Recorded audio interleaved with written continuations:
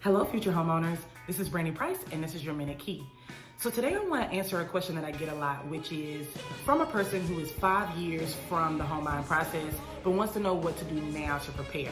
And in that situation, I usually advise them to create a 5-year plan. If it's 2 years for you, I say create a 2-year plan. And that plan would include what your goals are in those 2 years, your goals are in those 5 years. So if you're in college right now, or if you're in grad school right now, and you know that, hey, I'm graduating in a few years, maybe I'll wait until after I graduate, and making that a part of your timeline, a part of your plan.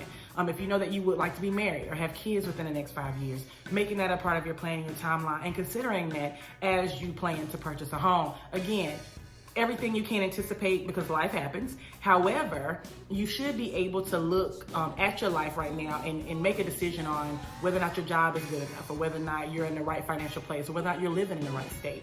That's it for now. Thank you.